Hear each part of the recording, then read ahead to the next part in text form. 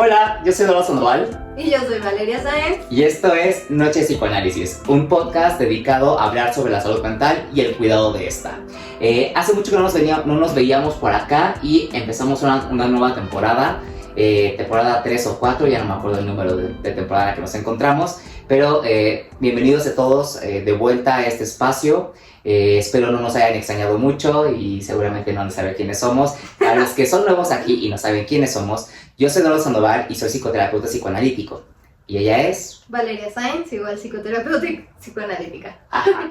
Y nosotros nos decidimos hacer este podcast para hablar sobre salud mental, ya que creemos que es un tema importante de poder tratar y poder dialogar y poder crear como espacios seguros donde pues dos personas que saben de diferentes temas relacionados a la salud mental podamos hablar, dialogar y compartir ideas y opiniones sobre esto. Así que para todos aquellos que sean nuevos y tengan dudas y quieran dejar como recomendaciones de temas o dejarnos preguntas o incluso pedir consulta con nosotros o que los refiramos con otras personas, nos pueden buscar en @nochesdepsicoanálisis_ me parece que era el nombre de... @noches_de_psicoanálisis_. Esa es nuestra cuenta de Instagram, ahí nos pueden buscar, que es usualmente donde estamos más activos, al igual que en TikTok. Sin embargo, la que más revisamos como mensajes y cosas por el estilo es en Instagram, así que cualquier duda, comentario o sugerencia de tema que ustedes tengan, nos pueden escribir ahí por Instagram y por TikTok. Nos pueden buscar también en YouTube, en Spotify y en Apple Podcast, así que nos pueden ahí sintonizar. Y pues nada, creemos que es un gran momento ahora que fue 10 de septiembre, iniciar con un tema que es bastante importante y que pues muy posiblemente vaya a ser como un trigger warning para muchas personas, ya que este tipo de temas, como lo habrán visto ya en el tema, en el título del video, pues suelen ser bastante polémicos, complejos o incluso abrir ciertas susceptibilidades de varias personas. Entonces, pues mirar bajo su propio riesgo y bajo la supervisión de otras personas y también entendiendo la gravedad y la importancia que este tema tiene, que es hablar justo sobre el suicidio. El día 10 de septiembre, ¿no?, es el Día Mundial de la Prevención del Suicidio. Se instauró por la OMS a partir del 2003 y esto porque se empezó a notar que era algo que ya era muy fuerte y muy predominante en la población mundial, de estos actos autolesivos, estos actos autodestructivos, estos actos que terminan con la vida de muchas personas, ¿no? Y se empezó a notar que era algo ya verdaderamente grave y que se tenía que tratar y que tenía que haber campañas de trabajo sobre el suicidio y cómo prevenirlo y pláticas y que también más profesionales de la salud mental puedan y hablen de este tema para poder crear como conciencia sobre esto. Entonces, en realidad, la idea del Día Mundial de la Prevención del Suicidio es crear conciencia sobre este tema tan grave de salud mental que está ocurriendo y que sigue ocurriendo hasta el día de hoy, ¿no?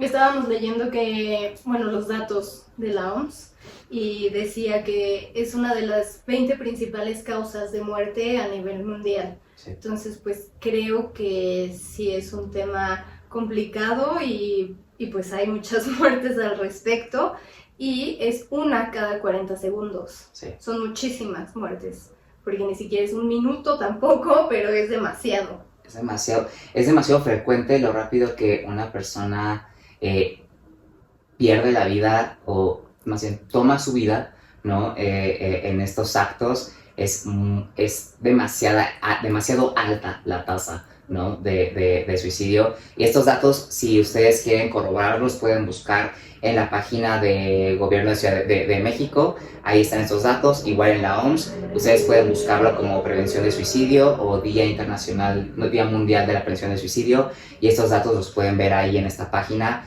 para los que tengan como duda de ¿dónde sacan estos datos? Bueno, ahí está. Justo el INEGI acaba de sacar para esta fecha, para el 10 de septiembre, como que los datos de la población mexicana y lo divide en cuántas mujeres, cuántos hombres y cuánto ha subido, creo que del 2017, no me acuerdo, okay, a hoy, y se ha subido bastante el porcentaje.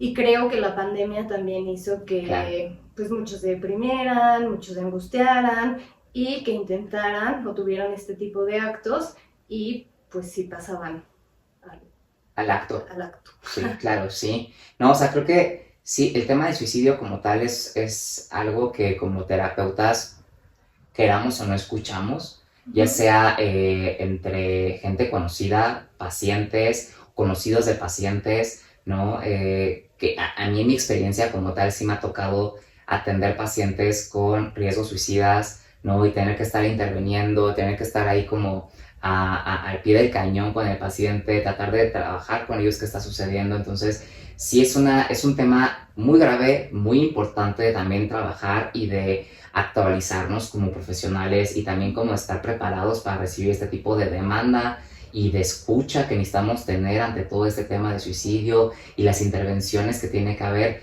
que eso lo hablaremos el tema como de intervenciones para la segunda parte de este episodio, pero creo que es algo sumamente importante que se hable de esto, se sensibilice sobre esto y que como personas no minimicemos este tipo de pensamientos o actos y los datos que a continuación les iremos dando. Y también, bueno, este episodio justo vamos a tratar de normalizar este tema común, y normalizar me refiero a que se hable al respecto, justo para prevenir y para que la gente de alrededor de la persona que está sufriendo pueda tomar algún tipo de acción y prevenir lo que está pasando. O bueno, tratar de ayudar, porque a veces no se puede, ¿no? Pero el normalizarlo es para que se hable, porque es un tema muy tabú todavía, aunque está un poco más sonado, sigue siendo un tema tabú, más para otro tipo de generaciones, porque es algo que no se puede hablar, es algo como de, ay, ya, no pasa nada. Échale ganas, o no es para tanto, o... Qué exagerado. Es que quieren llamar la atención, ¿no? Y como ese tipo de cosas que en realidad pues sí son importantes tener en cuenta para escuchar, para poder como también prestar atención de qué es lo que está pasando. Cuando una persona llega con estas ideas o con estos sentimientos, pues es importante tomarlo en cuenta. Ahora, también hace tiempo tuvimos un episodio sobre la depresión, ¿no? Entonces, justo en la depresión hablábamos de todos los síntomas particulares de la depresión. Pueden ir a ver ese episodio, está ya en Spotify, en YouTube y en Apple Podcast, ahí lo pueden buscar, el episodio de depresión, y de alguna forma ese episodio y tienen cosas en comunes, ¿no? Ciertos síntomas de desesperanza, de angustia, de que haya elementos que sobrepasan a la persona. Entonces vayan a ver ese episodio porque creo que es muy informativo de cómo funciona también todo esto que vamos a hablar a continuación para poderlo comprender y que tengan un poco más de referencia. Pero bueno, creo que como que por aquí quedaría como esta pequeña introducción, no tan introductoria, para lo siguiente, que era los mitos y las realidades. Ajá. Que es algo muy importante porque sí hemos escuchado muchos mitos sobre el suicidio, sí, ¿no? Como lo que estábamos platicando, ya, que le eche ganas. Ajá. Es que también exagera, quiere llamar la atención. Pues no es así. Ajá. Entonces, uno de los mitos es que alguien que se quiere suicidar no avisa. ¿Cuál es la realidad? Que siempre hay un aviso, aunque no sea verbal, siempre se avisa. Ya sea con un pensamiento, o bueno, como verbal, ¿no? Como de, es que ya no me está gustando mucho la vida, como que no le veo sentido, o que empiecen a regalar cosas, o como que empiecen a planear cómo sería cuando me muera, mi funeral, o hay cosas, o el sentimiento de desesperanza también. Sí. Hay situaciones que podemos ir captando un poco estos pensamientos. Es algo que no nos gusta escuchar y solemos minimizar, ¿no? Como, sí, pues, no, ya no pasa nada, ¿para qué piensas en eso? Ponte a hacer cosas. O no, date cuenta de todo lo que tienes en tu vida y es como de, pues no funciona así, ¿no? O para los papás, es que, no, a ver, si tú te mueres, yo me muero. Ajá. Entonces no te mueras. Porque me va a doler. Ajá. No. Pero pues siempre hay algún tipo de aviso. E incluso, ¿no? Como dentro de estos comentarios a veces verbales y no tan verbales, está como, es que quiero dejar de ser una molestia, ¿no? Para la gente que me rodea.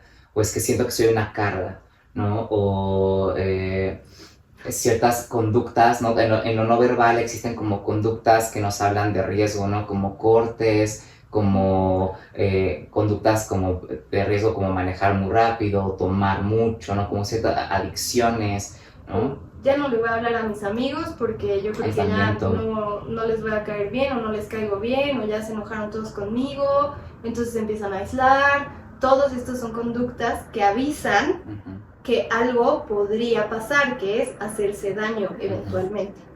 El siguiente punto de los mitos, el mito es: las personas que se suicidan son egoístas, entre comillas, o valientes, entre comillas. Eso es algo que escuchamos mucho, que mucha gente coloquialmente dice, es algo bastante común, ¿no? Que llegamos a escuchar allá afuera, ¿no? Como de es que lo hizo porque es un acto valiente, o es que qué egoísta que lo haya hecho, o sea, es muy común escucharlo. Versus la realidad, que sería: la conducta suicida no es egoísta ni valiente, está vinculada a un alto grado de sufrimiento de la persona. O sea, en realidad, cuando hablamos de esta parte de la depresión y del sufrimiento humano, no va acompañado de un matiz, digamos, de valor como tal. Eso es algo que nosotros como personas le atribuimos a un acto que habla completamente del sufrimiento de otra persona y que le damos una denominación basada en prejuicios, ideas que tenemos como personas de, es que lo hizo porque no pensó en su familia, qué egoísta es. O es que bueno, él tomó cartas, o ella tomó cartas de cómo quería hacerlo, ella tomó la decisión de cómo hacerlo y eso es muy valiente. Es como, puede ser una visión, más allá de que esté errada o acertada, son visiones de cada persona, pero lo que en realidad el suicidio nos habla es de sufrimiento. Sí, además más que una decisión valiente como tal, pues es más bien una decisión de que ya no se puede más. Sí. O sea, ni tanto decisión como tal, sino ya no encuentran la salida más que morir. O incluso hablan como de qué cobarde es, ¿no? También. También así como que culpar a la persona que se suicida y llamarla cobarde, victimizarla. Pues qué cobarde o qué pocos huevos por no haber afrontado la vida, o es que no era tan complicado, ¿no? O sea, el victimizar a la víctima, revictimizarla, es algo que también escuchamos mucho allá afuera, y es un mito completamente, y la realidad es que el suicidio nos habla de sufrimiento, ¿no? Sí, de seguir hostilizando el ambiente en el que estaba. Claro, ¿no? Y hasta hay gente que lo menciona como de es que eso fue su escape. No es como de, pues no es un escape, es que en realidad es que ya no había más. O sea, no es que la persona fuera cobarde y se escapara de sus responsabilidades o no, es que hay una percepción, una autopercepción tan sobrepasada por el sufrimiento que no hay más. O sea, eso es algo bien importante de señalar. No hay más, no hay voluntad, no hay deseo de continuar, hay un sufrimiento tan que sobrepasa por completo todo el recurso psicológico que podemos tener como personas. Sí, más bien el deseo sería acabar con ese sufrimiento que angustia, ¿no? Exacto. El otro mito es: hablar puede incitar a hacerlo. Por ejemplo, que empiezan a decir como de no... Hablar del tema. No hay que hablar de muerte, porque qué tal si piensa y empieza a querer morirse. O no hay que hablar sobre lastimarse o pues sobre alguien que se suicidó, porque es darle ideas. Entonces ya le vamos a dar ideas para que lo haga. Le vamos a decir cómo hacerlo. Versus la realidad, que es realmente el hablar sobre el tema, hace que la persona que está sufriendo también pueda acercarse a alguien que le tenga confianza, que se sienta no juzgado, que se sienta escuchado y que pueda haber esta red de apoyo, que es muy importante también para encontrar otro tipo de estrategias u otro tipo de opciones a las que se puede hacer antes de recurrir a esta última instancia. Entonces empezar a tratar de mejorar un poco con la ayuda de los demás, pero para eso se necesita hablar del tema, porque si no se empieza a esconder, y entonces, pues, ¿para qué me acerco? Y lo importante es como lo que decíamos hace rato, ¿no? Es como el visibilizar un tema que es importante, del cual es importante hablar. Yo le contaba a Valeria que es muy interesante como en TikTok y en diferentes plataformas, cuando se habla de muerte, suicidio, asesinatos y todo ese tipo de temas como que hablan de terminar la vida de alguien, muchas de las formas en como la gente lo menciona para que no les desmoneticen sus videos o para que no les bajen los videos, es decir como se desvivió, cometió el acto de la desvivisión. Y es como, ¿por qué trastornar tanto el lenguaje para hablar de un tema que es real? O sea, porque como lo que dices, es el hablar de un tema, el hablar de estos temas no va a incitar a que pase, pero el hablarlos, el visibilizarlo, nos va a ayudar no a normalizarlo como de, ay, todo el mundo lo va a hacer ahora, no, sino normalizar la importancia de hablar de esos temas y que haya debates y que haya grupos y que haya una planificación de cómo atacar este tipo de situaciones y poder tener estrategias y herramientas sociales para hablar de estos temas y no hacerlo un tabú de entonces ya no vamos a hablar de esto para que digamos que no existe. No, y que la gente encuentra formas nuevas de decir el tema, pero se trastorna por completo el significado y entonces decir se desvivió por no decir se suicidó o cometió el acto de la autodesvivisión es como, ¿por qué si en realidad el tema es un tema grave que ocupa las palabras que son? Porque las palabras, la importancia de las palabras tiene mucho significado en el lenguaje y en el cómo decimos las cosas y en las implicaciones que tiene. El lenguaje no es algo que debe ser tomado a la ligera en general. Es como hay historias de familias que, por ejemplo, por no hablar del tema de lo que pasa, o no sé, que el abuelo se suicidó, entonces para mantenerlo en este secreto familiar también y que nadie se entere, ni los de afuera, se siente el ambiente como que extraño, ¿no? Si perteneces a esa familia, sabes que algo pasó, pero no estás seguro de qué. Y entonces otras generaciones también hay alguien que se suicida. Y también secreto. Entonces vienen otras generaciones y pasa lo mismo. Hasta que alguien habla, hasta que alguien nos saca y pone las cartas sobre la mesa, se puede, pues sí, mira, pasó 3 veces ya en esta familia. Digo, evidentemente no hay algo, más bien hay algo que se tiene que trabajar en esa familia, de por qué está pasando, pero así se habla y entonces uno, o al menos el que quiera de esa familia, lo puede ir solucionando de manera personal. Claro, sí, porque es como crear este secreto familiar, ¿no? Es el secreto familiar que nadie dice, que nadie habla, del cual nadie habla, ocurre y se vuelve a evitar y vuelve a repetirse una situación, se vuelve a esconder, ¿no? Y este tipo de cosas, justo hasta que no existe alguien que como que lo cuestiona o como que lo menciona, como que se empieza como a destapar algo que está pasando en la familia, que está, no quiero decir orillando. Como permeando, o sea, como a que los demás sientan ese impulso o esa necesidad de algo. Que va como llevando a que varias personas sientan este tipo de desesperanza y entonces ese sea como el acto final de...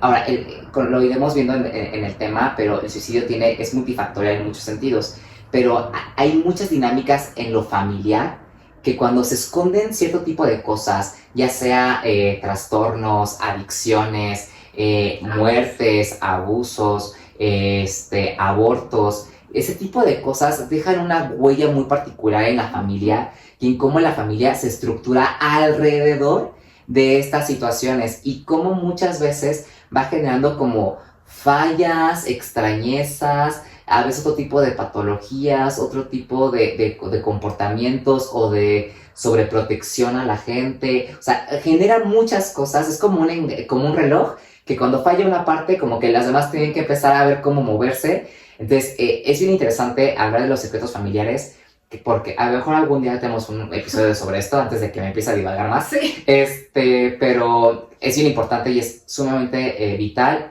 hablar de esos temas también en familia.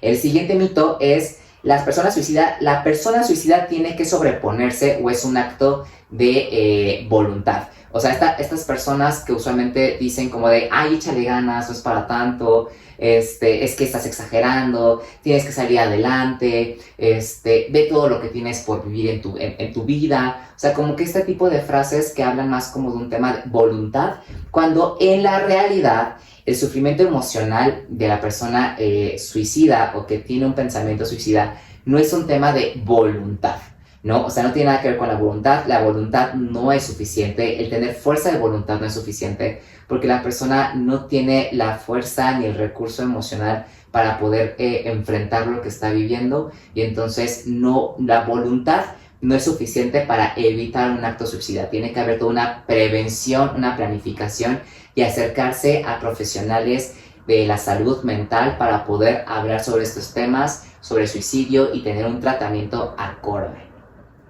Y bueno, ahora les vamos a explicar como unas diferencias sobre algunos conceptos para que los tengan como que en mente. Todos son para que vayan a pedir ayuda en realidad. Sí. De preferencia desde un inicio. Si no, pues corran a pedir ayuda. Y que si los identifican en ustedes, pues también como que los ayude un poco como a reflexionar esto que vamos a decir a continuación. O sea, hay que usar el podcast como una parte de reflexión, tanto si tú conoces a alguien, ¿no? Como si también tú que estás escuchando esto te identificas con lo que estamos diciendo. Justo como dice Valeria, ir a pedir ayuda es lo más importante, acercarse a gente que sepa del tema es lo más importante. Entonces, esto que vamos a decir a continuación, pues es como para justo generar conciencia de esto. Ya no me interrumpo. Claro, hecho. Ok, vamos a empezar por los pensamientos de muerte. Más o menos, bueno, lo que estamos leyendo, más o menos empiezan como a los 6 años a generar como que esta idea, este concepto de qué es la muerte, los niños. También creo que tenemos que tener en cuenta aquí en México o en Latinoamérica en general, pero en México, que la muerte se habla un poquito más. Sí. Por ejemplo, en México, pues que tenemos esta festividad del Día de Muertos, o sea, no es algo como de miedo, sino es algo que celebramos, ¿no? A los que ya no están con nosotros, queremos que vengan, etc. Entonces el pensamiento de muerte se empieza a crear como que este concepto. Entonces los niños se pueden empezar a preguntar, bueno, ¿qué se sentirá morirse? ¿Qué pasaría si se muere mi mamá, si se muere mi abuelita? O pues pasa que se muere alguno de los abuelos. Entonces empiezan a tener como que estas ideas de, bueno, ¿y si yo me muero, qué pasaría? ¿No? Son pensamientos normales porque no tienen el deseo de morir, solamente se están cuestionando. Puede ser que les dé temor o que les dé curiosidad, pero todos los tenemos. Ok. Ya voy a hablar. Ahora sí. No, y justo esta parte como importante del pensamiento de muerte es algo constitutivo del ser humano, ¿no? Creo que es algo que todos tenemos en algún momento. Y ahora, no confundir con la ideación suicida. La ideación suicida suele ser un paso previo a la conducta suicida, que consiste en particular en tener pensamientos de cómo haría yo un acto suicida, ¿no? Cómo lo intentaría hacer, de qué manera, con qué método usar, es como toda esta idea incluso emocional de no valgo la pena, estoy aquí ocupando espacio en balde, estoy haciendo que mi gente cercana se sienta mal por mi culpa. O sea, se junta toda esta parte emocional con la ideación suicida, que es justo el estar como pensando, rumiando de alguna forma cómo harías un acto, o incluso tener como este pensamiento de es que me gustaría matarme, ¿no? Me gustaría no estar aquí, me gustaría no estar ocupando espacio en este lugar, me gustaría que la gente que me rodea esté libre de mí, ya no quiero causar problemas. Todo esto son ideaciones suicidas, ¿no? Que van juntándose con formas de organización de cómo lo harías, de cómo empezarías a pensar en el suicidio, cómo sería tu muerte, cómo sería que ya no estés, y esa es la ideación suicida.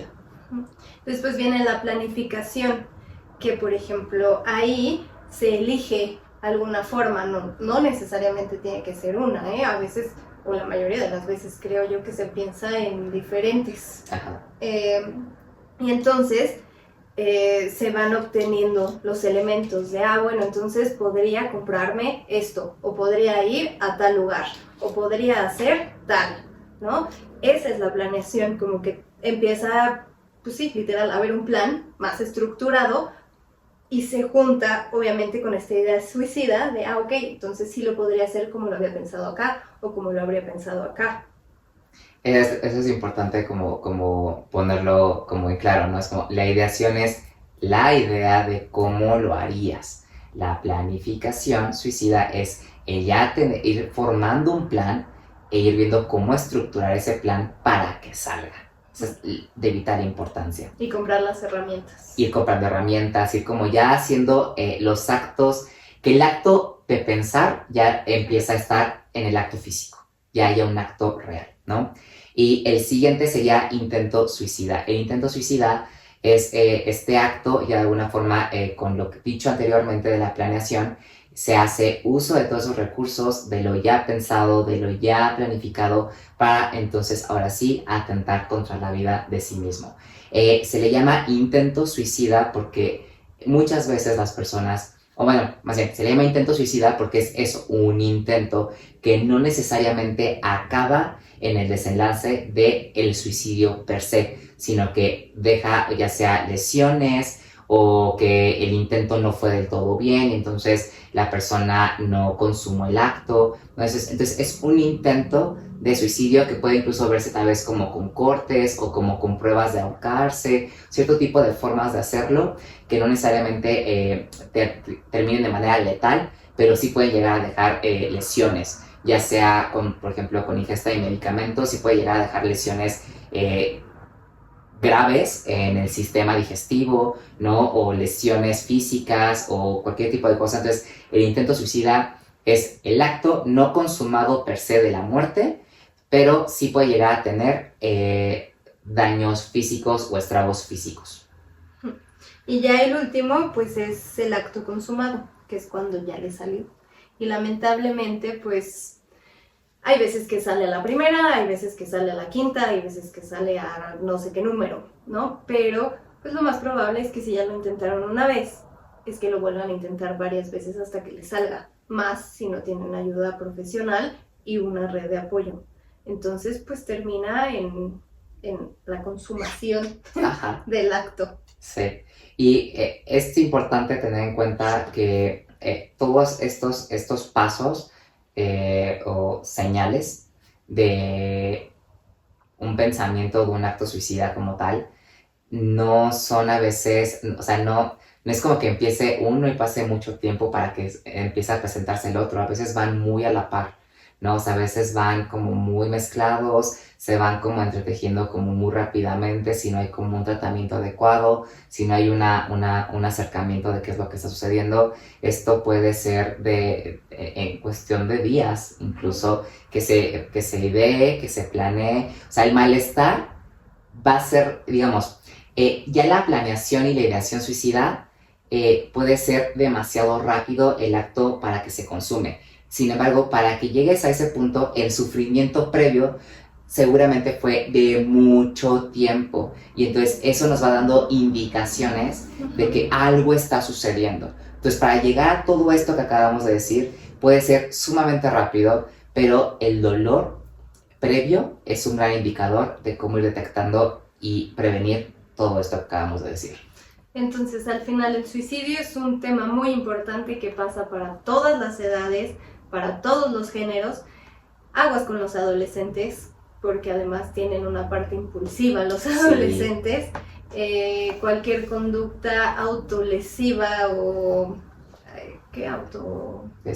autodestructiva no necesariamente tiene como pensamientos suicidas, pero eventualmente pueden llegar a eso. Entonces, no es que quieran llamar la atención, es que están llamando la atención, háganles caso. Exacto. A cualquier edad. Exacto. También hay otro tipo de suicidio que es el suicidio accidental, ¿no? Que es cuando hay ciertas conductas o situaciones que se salen de control y que entonces pues se acaban terminando con la vida de alguien. Entonces también hay que tener mucha atención a este tipo de gestos que pueden ser como tal vez más como, sí, un poco como de llamar la atención. Ojo, que quiera llamar la atención no significa que no hay que tomarlo en serio. Justo hay que tomarlo en serio, por algo se quiere hacer ese llamado de atención. Uh-huh. Pero muchas veces este llamado de atención sí puede terminar en un acto que atente completamente contra la vida. Entonces hay que tener mucho cuidado. Vital, hay que también tener en cuenta que cuando ustedes buscan, ahorita que nosotros buscamos información sobre suicidio aquí en internet, algo que me parecía muy interesante es que inmediatamente nos arroja la línea de la vida. Entonces, cualquier duda, situación que ustedes sientan que esta información les hace sentido o conocen gente que pueda estar pasando por una situación de este tipo, acérquense a la línea de la vida, ahí les pueden dar también mayores datos de información, prevención, cuidado y tratamiento para que pueda haber todo un trabajo en conjunto y no sea solamente como sentir que yo, persona, amigo de una persona que está pasando por esto, soy el único responsable de... No, hay que crear una red de apoyo. Siempre lo importante es crear una red de apoyo para que se pueda trabajar y la persona que está pasando por esto no se sienta que está sola, ¿no? Que está en sufrimiento completamente abandonado o abandonada. Y también la persona que le está ayudando pues, a tratar de sobrepasar esta situación, pues también necesita una red de apoyo. Sí. Entonces pidan ayuda a la línea de la vida, pidan ayuda psicológica, psiquiátrica, vean lugares cercanos, hospitales psiquiátricos por si tienen que internar. Sí. Creo que todo esto tienen que tener a la mano si hay alguien cerca de ustedes o ustedes pidan ayuda, que tenga estos pensamientos, estas acciones, de preferencia antes. Sí, porque hay que recordar que no es suficiente echarle ganas. Es todo un sufrimiento emocional que sobrepasa por completo el aparato psíquico y los recursos de la persona.